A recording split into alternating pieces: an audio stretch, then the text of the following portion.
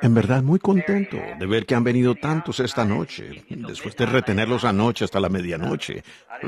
No pensé que todos ustedes vendrían hoy, pero parece que van a venir a la escuela dominical y eso es muy bueno.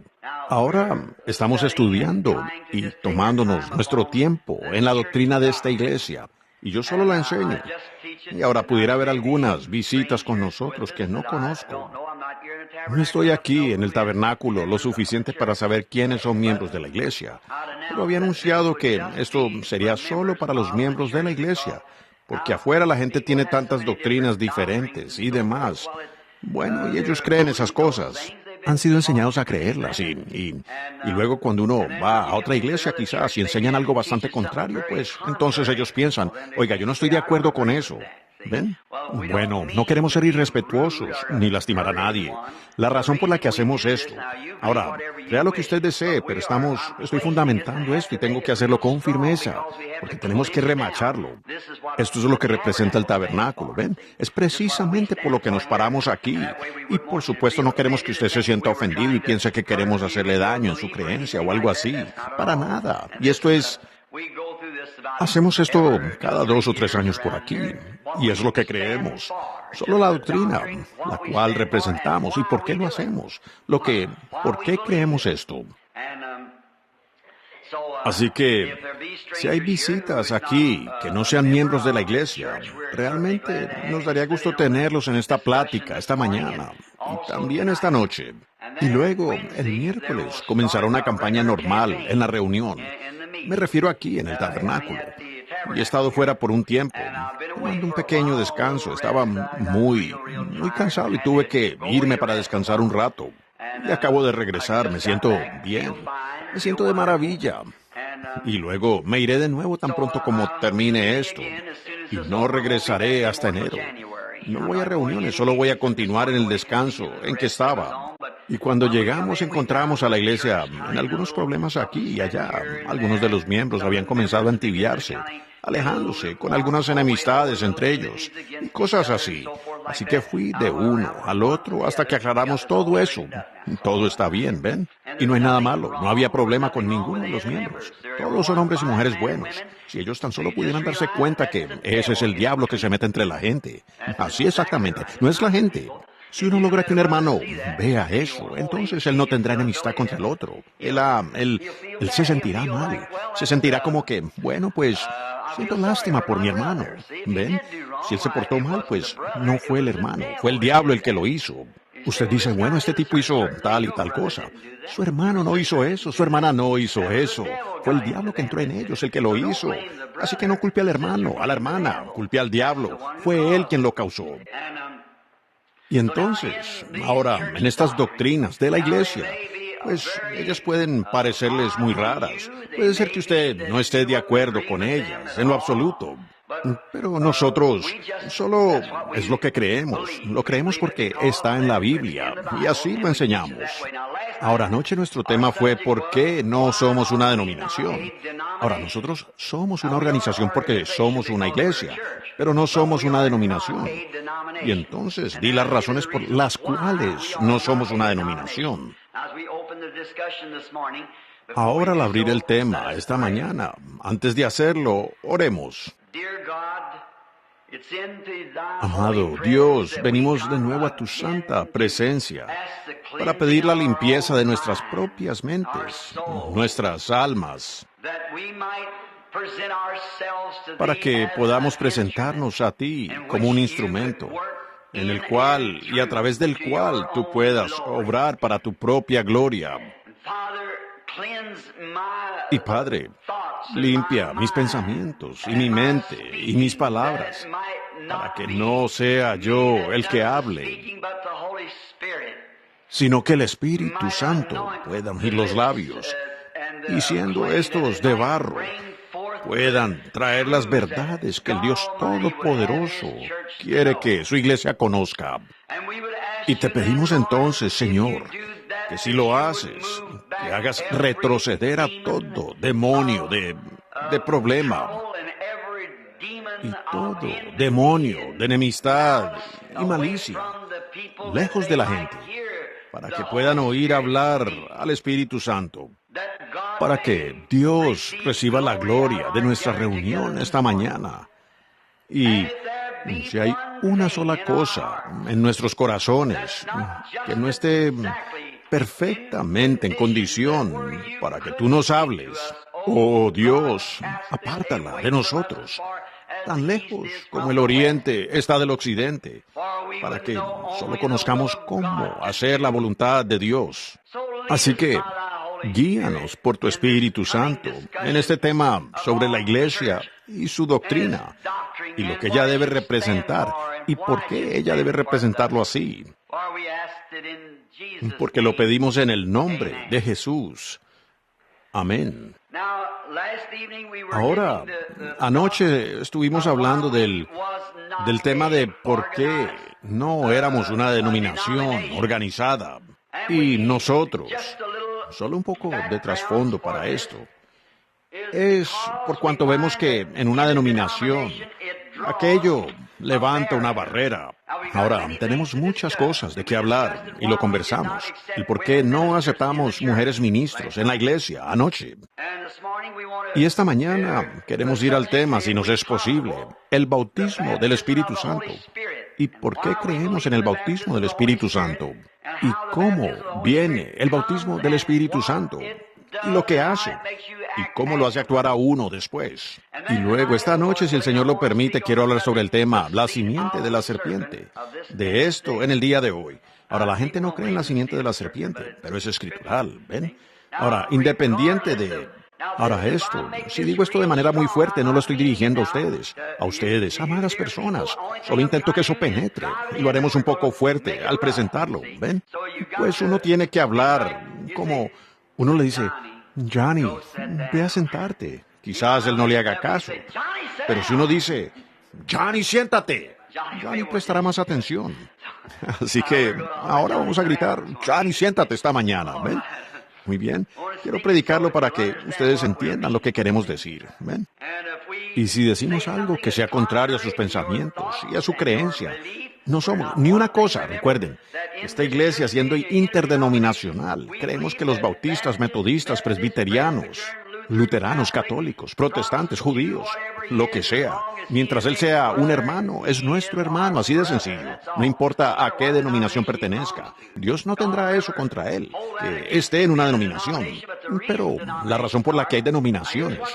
Ahora, esto es lo que inicia las denominaciones. Dios le revela una cosita a alguien y ellos vienen y hacen una denominación alrededor de esa creencia que tienen. Y entonces Dios no puede avanzar más. ¿Cómo podría el metodista alguna vez aceptar algo más que la segunda obra de la gracia? Ellos mismos se denominaron con eso. ¿Cómo podrían los bautistas creer más de lo que ellos, el justo, o los luteranos más bien, el justo por la fe, vivirá? Fue con eso que ellos se denominaron. ¿Cómo pueden avanzar los bautistas más de donde están? Pues cuando usted cree, usted recibe el Espíritu Santo. Y es sumergido en agua y eso termina el asunto. ¿Por qué? Con eso es que ellos se denominaron, ¿ven? Porque es que Pentecostés cree que cuando usted habla en lenguas usted tiene el Espíritu Santo y asunto terminado. Porque están denominados con eso. Hermano, esas cosas pueden estar todas muy bien, pero Dios no está atado a ninguna pequeña denominación. Él simplemente se extiende sobre toda la cosa. Así de sencillo. Y nosotros lo creemos. Y por esa razón es que nunca llegamos a ser una denominación. El Señor nos dio la oportunidad de unir esta pequeña iglesia a muchas denominaciones, pero no lo hacemos. Pues queremos permanecer así para poder estar bajo el gobierno y liderazgo de Jesucristo. Correcto. Lo que Él nos revela, y vemos que es la verdad, y cuadra con su palabra de allá para acá por toda la Biblia, de que es la verdad, y que el Espíritu concuerde en eso. No tenemos barreras denominacionales que nos impidan aceptar eso. Procedemos directamente a aquello y avanzamos adelante. Y entonces cuando la denominación dice, como la Iglesia de Cristo, que están bajo una denominación, la así llamada Iglesia de Cristo, que los días de los milagros han pasado y todas estas cosas así. Pues ¿dónde se encontraría eso en la Escritura? Pero ellos no pudieron hacer nada más al respecto. Se denominaron con eso, ¿ven? Así que no hay nada que uno pueda hacer. Pero nosotros queremos ser libres, donde podamos movernos como el Espíritu nos mueva, a más profundidades y alturas, y seguir avanzando y avanzando y avanzando y avanzando y avanzando y avanzando, donde sea. Pero no aceptaremos ningún fanatismo. Allí sí trazamos una línea. Si alguien recibe alguna cosita que el Señor le ha revelado y no coincide con esta Biblia, por toda la Biblia, desde Génesis hasta Apocalipsis, llega a ser una doctrina, pues entonces no la aceptaremos. Ven, tiene que venir de la Biblia y no puede serlo simplemente por revelación de alguien. Si la revelación se alinea con la palabra, muy bien. Un hombre se me acercó hace algún tiempo y dijo, acabo de llegar a los Estados Unidos, hermano Branham. Él dijo, ahora, conocí a una hermana cristiana y dijo, esta hermana cristiana era una mujer de lo más hermoso. Pero, dijo, descubrieron que ella tenía 3 o 4 maridos y dijo que desde que la conocí en los 3 meses que he estado aquí, ella dejó a ese y se casó con otro. Y dijo, ella tenía el Espíritu Santo, hablaba en lenguas siempre, todo el tiempo, con regularidad. Y dijo, daba profecías y revelación. Dijo, ella era una verdadera mujer llena del Espíritu y era una dama ministro. Y dijo, fui al Señor y le pregunté por qué sucede tal y tal cosa. ¿Por qué esta mujer puede hacer algo así? Y dijo, tuve un sueño con mi esposa, en el que mi esposa tenía una aventura con otro hombre, lo cual es inmoral. Y entonces, dijo ella, vino y se arrodilló a mis pies y dijo, ¿me perdonas por lo que hice? Él dijo, seguro te perdono. Y dijo, ¿por qué me perdonas tan fácilmente? Dijo, porque yo te amo. Y dijo, el Señor me habló en el sueño y me dijo que esa es la razón por la que yo la perdono, porque yo la amo. Yo le dije, Señor, su sueño es muy tierno, es muy bonito, pero el Señor no le dio a usted ese sueño, no coopera allí con su palabra. Así es, no armoniza con su palabra, no importa cuán real parezca. Tiene que venir de la palabra. En el Antiguo Testamento tenían 3 maneras de discernir un mensaje. Primero, por supuesto, era la ley. Luego era por un profeta y luego por un soñador. Ahora, la ley eran los artículos escritos que se guardaban en el arca. Y esos eran los mandamientos y las leyes sobre los mandamientos. Entonces un profeta podía profetizar o un soñador podía soñar un sueño. Pues Dios trata de las 2 maneras, con profetas y con sueños. Si hay uno entre vosotros que es espiritual o un profeta, yo, el Señor, me daré a conocer a él en sueños y me revelaré a él en visiones. Y si lo que él dice se cumple, entonces oídlo porque yo estoy con él. Si no es así, entonces no lo escuchen. Ahora, cuando ellos tomaban a uno que profetizaba, profeta o soñador, y él tenía un sueño o una profecía, y querían saber si eso era verdad o no, lo llevaban a lo que se llamaba el Urim Tumim. Ahora, sé que para algunos de ustedes puede ser una palabrita difícil, pero lo que era, en realidad, era el Aarón como sumo sacerdote sobre las 12 tribus de Israel. Tenía 6 piedras a cada lado de un pectoral, y cada piedra era la piedra de nacimiento de la tribu, como la tribu de Judá, la tribu de Gad, la tribu de Rubén, la tribu de Benjamín. Cada una tenía una piedra de nacimiento. Y luego, cuando esa piedra de nacimiento estaba colgada en una de las planchas, en la iglesia o en la pilastra, y entonces cuando traían a este profeta que tenía una profecía que decía que el Señor iba a hacer cierta cosa, y ellos lo traían aquí ante eso, y él decía su profecía o contaba su sueño. Ahora, si Dios estaba en ese sueño o en esa profecía, esas luces comenzaban a mezclarse y reflejaban un color como del arco iris, dando una respuesta de lo sobrenatural. Ven, así es, coincidiendo con cada piedra allí, cada piedra combinando su parte, reflejando con la respuesta de Dios. Ese hombre es un profeta, él está diciendo la verdad. O ese sueño fue enviado por mí. Pero si permanecía quieto y no había movimiento, no me importa cuán real pareciera, eso estaba errado. Ellos no lo recibían. ¡Qué hermosa ilustración hoy! Ahora, el Urim Tumim del Antiguo Testamento ha sido abolido por el cambio de sacerdocios. Ahora el Urim Tumim es la palabra de Dios, la Biblia. Sí, Señor. Aquí, la Biblia dice, sea la palabra de todo hombre, mentira, y la mía, verás. Y no importa lo real que parezca cuando alguien lo esté contando, o lo real que sea su sueño o su revelación. Si aquello, cada libro de la Biblia entera, no refleja la luz allí, de que es la verdad, apártense de eso, déjenlo. Ahora ustedes pueden tomar una porcioncita de la Escritura aquí y decir, Jesús hizo tal y tal cosa, y nosotros debemos hacer lo mismo. Usted puede hacer que ella diga cualquier cosa que usted quiera que diga, pero tiene que cuadrar en todo y alinearse perfectamente con la palabra de Dios. Entonces es lo correcto. Ese es Dios diciéndolo. Este es Urim Tumim. Por lo tanto, Dios nunca, en ninguna edad, tuvo una denominación de iglesias. Dígame usted cuándo hubo una. Y ahora, nunca hubo una denominación hasta 360 años después de la muerte del último discípulo. Y fue la Iglesia Católica Romana. Y de la Iglesia Católica Romana, Dios la llamó en la Biblia, Apocalipsis 17, una ramera. Es una mujer impura. Y de eso, ella tuvo hijas, y esas hijas eran rameras, impuras como lo era ella. Eso es lo que dice la Escritura. Y de la Iglesia Católica Romana nació todo el protestantismo. Y ellos han regresado allí directamente, haciendo exactamente lo mismo que hizo ella. Y la razón por la cual era impura es que tenía una copa de doctrinas en su mano, un vino del furor de su fornicación. Y ella se lo dio a los reyes de la tierra, y ella se sentó sobre muchas aguas, y reinó sobre los príncipes de la tierra. Encontramos que eso es así en la Biblia. Encontramos que ella estaría sentada sobre 7 montes, una iglesia, la vimos. Encontramos que ella estaba adornada con una corona triple, jurisdicción sobre el infierno, cielo y purgatorio. Así es. Y un hombre era el gobernante de ella. Él era el anticristo, sentado en el templo de Dios, mostrándose a sí mismo como Dios, perdonando pecados en la tierra. Vimos todo esto, lo repasamos y vemos que es cierto. Dijo, aquí está para el que tiene sabiduría. Vemos que el Espíritu siguió hablando expresamente. Al que tiene sabiduría, al que tiene conocimiento. Para él, los diferentes espíritus, los dones.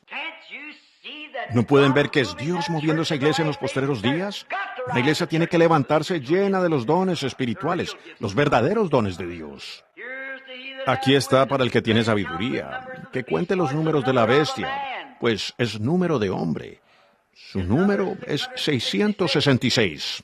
Y vimos dónde estaba eso, exactamente. No podría ser más perfecto.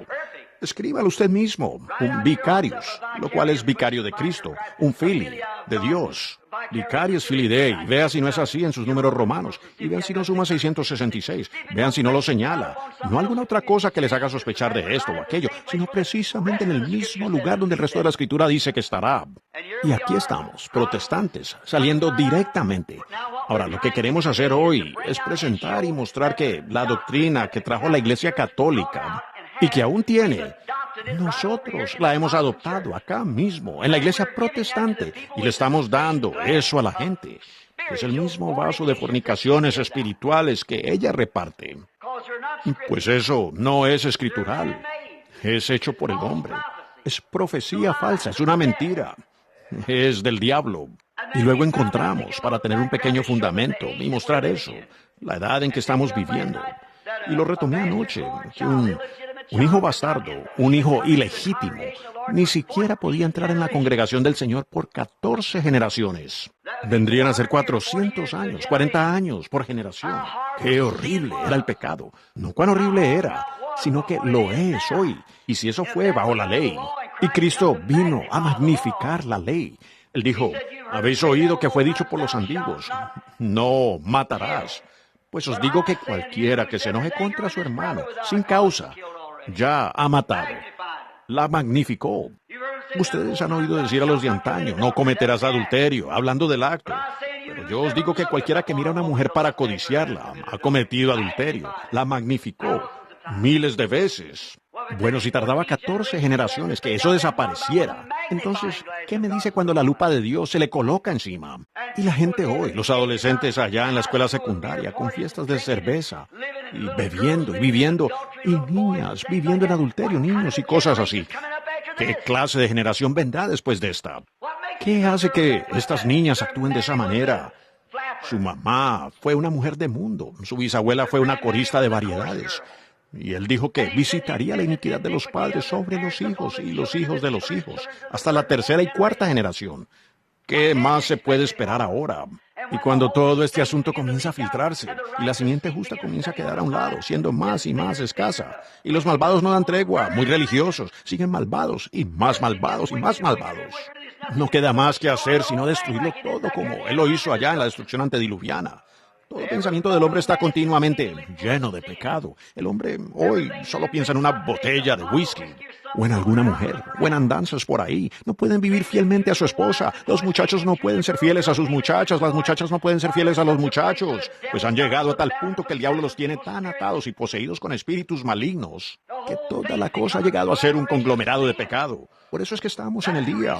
Y por esa razón es que Rusia está tomando su papel exactamente en las manos de Dios para volar esta cosa de aquí. La Biblia lo dice, seguro. Dios está usando el comunismo. Lo usará. El comunismo destruirá toda la cosa, de acuerdo a la Escritura. Y estamos en ese día. Ahora, sacando estas cosas a la luz, ¿ven? Escuchen, pueblo. Esto está frente a ustedes. Y esto determina su destino eterno. Así que no lo tome a la ligera. Mírenlo en el Urim Tumim. Cómo está afectando las palabras. Ahora, al hablar de estas cosas, vean si cooperan con la Biblia. Vean si cuadran con lo que dice la Escritura. Ahora, toda iglesia, cuando uno dice, soy cristiano, ¿a qué denominación pertenece? ¿Qué importa a qué denominación pertenece él? Nos damos cuenta que la denominación no tiene nada que ver con la Biblia de Dios. Y todas las denominaciones protestantes son rameras. Su Biblia así lo dice. Cuando usted dice que es metodista, usted es una ramera metodista. Usted dice que es bautista, usted es una ramera bautista. Cuando dice que es pentecostal, usted es una ramera pentecostal. Eso es lo que dice la Biblia. Así que ella es la madre de rameras. Ahora, si eso es todo lo que usted tiene, ahora, si usted está teniendo compañerismo en esta denominación y aún siendo cristiano, usted es un cristiano. Usted no es metodista, no es bautista, no es pentecostal. Usted es un cristiano. No, pues aún Escuché una charla esta mañana en la radio mientras me preparaba para venir a la iglesia, en esta plática cristiana de mesa redonda en Louisville. Y las iglesias han adoptado el programa de enseñarles a sus hijos la manera moderna de beber. ¡Qué montón de idiotas vamos a producir! ¿Por qué? Porque su mamá y su papá en casa no saben más de Dios de lo que un hotentote sabría de una noche egipcia. Absténgase completamente de esa cosa. Usted no tiene que hacerse moderno. Al hacerlo están produciendo alcohólicos. Permitiremos que ella haga esto y que él haga esto y todo lo demás. ¿Qué pueden esperar ustedes? No podemos pasar a otra generación. No podemos. Estamos en el tiempo del fin. Y no quiero que me clasifiquen como algún charlatán. Podría serlo, si lo soy. No me doy cuenta de ello. Le dije a mi esposa sentada allí, dije, ¿me habré vuelto un fanático religioso? ¿Habré perdido la razón? ¿O será el Espíritu de Dios que no puede soportar esas cosas, el que está clamando? ¿Habrá algo aquí adentro que aún me hace ir en contra de mi propio pensamiento, de mi propia voluntad? Yo dije, solo hay 3 cosas que pudieran ser. Puede ser que yo haya perdido la mente. Si así es, no lo sé. Soy una persona nerviosa, alterada. Esa es mi naturaleza. Es por causa de mi don. Pero, como ministro. Pero yo estoy... O he perdido la mente, o he llegado a ser un fanático. O es el Espíritu de Dios. Tiene que ser una de esas cosas. Pero no puedo soportar ver tales cosas. Es algo por dentro que clama. Y aún sabiendo yo, conforme a la Biblia, que eso tiene que suceder. Entonces, ¿de qué sirve clamar? ¿Cómo va a pararse Dios en el juicio y arrojar esta generación aquí si Él no tiene una voz clamando contra eso para traer juicio? ¿Cómo sería con los fariseos si no hubiera habido un Juan que clamara desde el desierto? ¿De qué va a servir cuando yo digo ellos no deberían hacer esto, y no deberían hacer esto, y no deberían hacer esto, y ustedes no deberían hacer esto, y ustedes deben ser llenos del Espíritu? Pasan y dicen, está mal de la cabeza, loco, algo le sucedió. Bueno, ¿para qué hacerlo? Porque Dios tiene que tener una voz. Hay que decirlo de todas maneras para que Él pueda traer juicio. Decir, allí estaba, ustedes estaban enterados. Correcto. Y si uno no clama, ¿qué va a hacer Él? Hay algo en uno que clama. Uno no puede evitarlo. Ahora, vemos entonces que al presentar el siguiente artículo que tenemos aquí, vemos eso, que la razón por la que no somos denominacionales.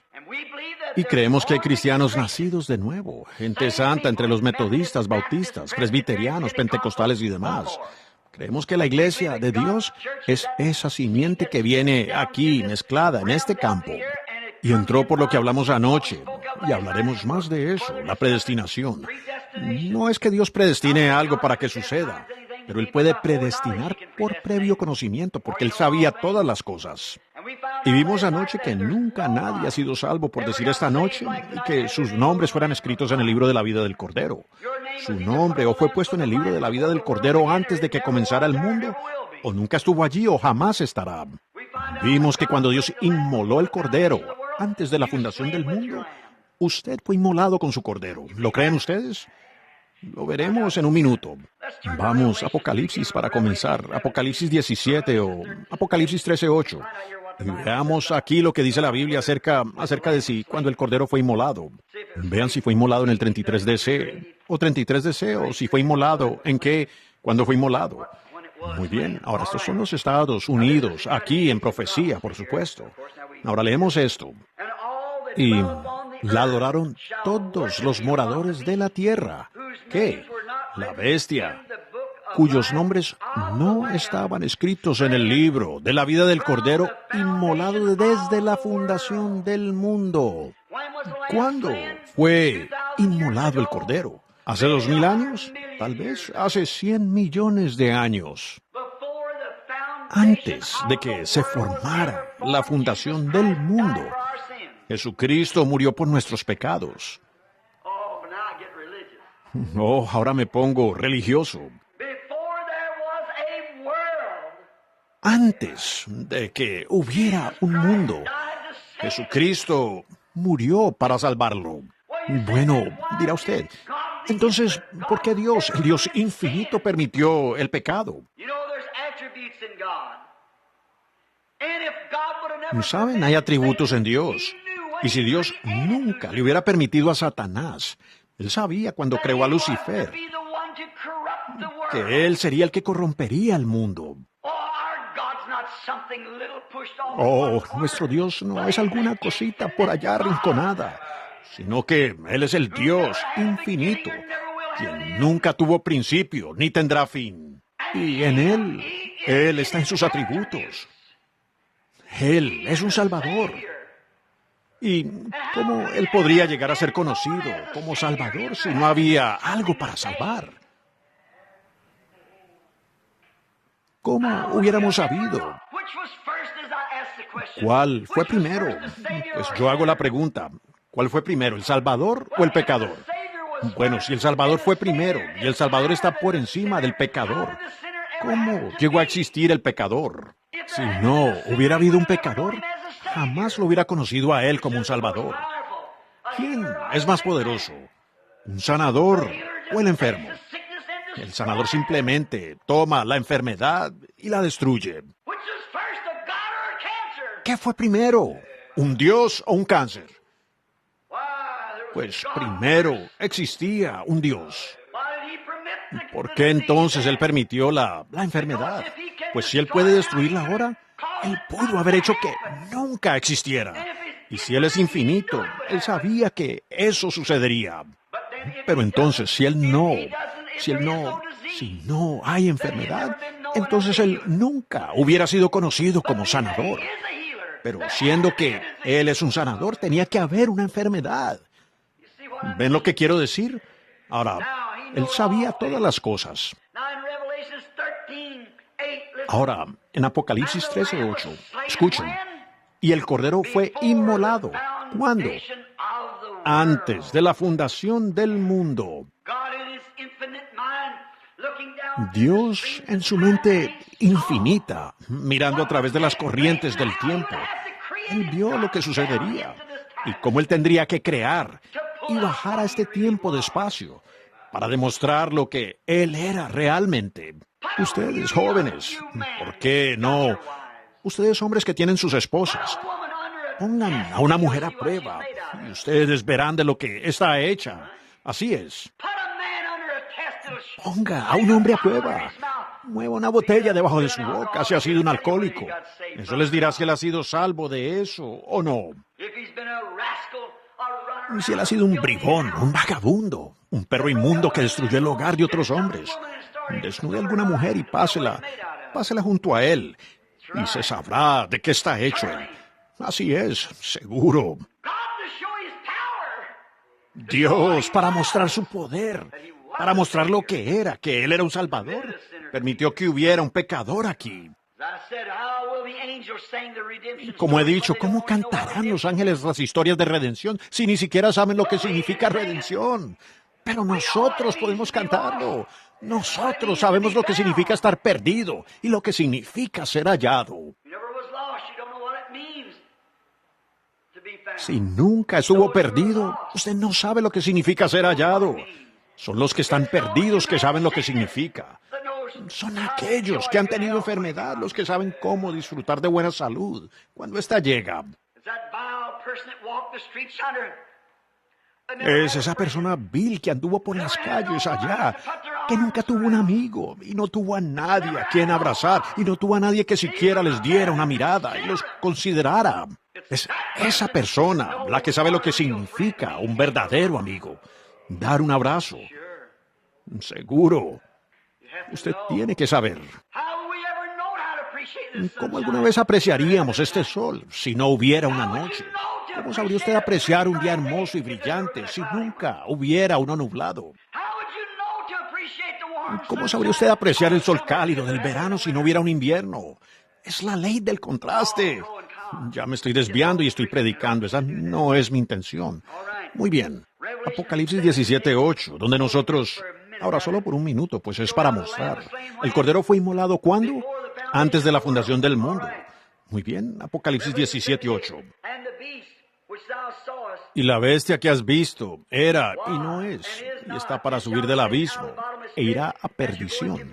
Y los moradores sobre la tierra,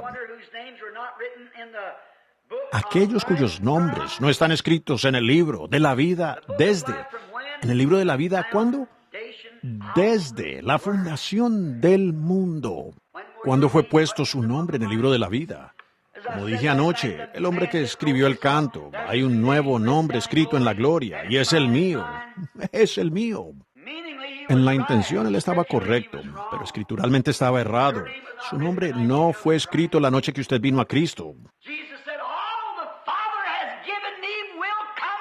Jesús dijo, todo lo que el Padre me ha dado vendrá a mí, y nadie puede venir si mi Padre no lo trae.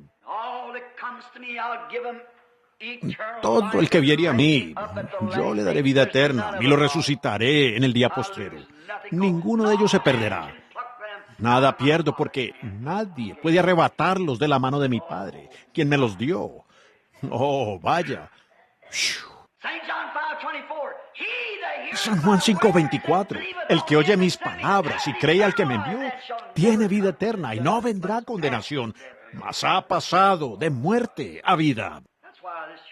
Por eso es que esta iglesia cree en la seguridad de la perseverancia de los santos, no de la manera bautista, no de la manera presbiteriana, sino de la manera de la Biblia. Bueno, dice usted, ahora hermano Branham, me supongo que al estar una vez en la gracia siempre se estará en la gracia. Eso trae mucha desgracia. Pero cuando un hombre o una mujer ha nacido del Espíritu de Dios, las cosas viejas pasan. Todas las cosas son hechas nuevas. Y él ha nacido y ha sido bendecido por el Dios eterno. Y ellos no pueden perecer como Dios mismo no puede perecer. Me quiere decir que un Dios, el Dios infinito, bajaría y le daría a usted vida eterna, sabiendo que Él lo iba a perder, salvarle aquí, sabiendo que Él lo va a perder a usted allá. Entonces, ¿para qué lo salvó? Pues Él estaría obrando contra sí mismo. Si Él lo salvó una vez, usted es salvo por toda la eternidad. No hay demonios en el infierno que puedan perturbarle. Ahora, el Dios infinito, quien sabía el fin desde el principio, viene, lo salva aquí esta semana, sabiendo que el próximo año usted va a descarriarse y va a perderlo. Bueno, ¿para qué Él haría una obra así? Eso sería una tontería. Yo no haría eso. Si yo lo considerara a usted como mi amigo hoy, sabiendo que mañana va a ser mi enemigo, pues yo no lo haría, simplemente no me le acercaría. ¿Ven?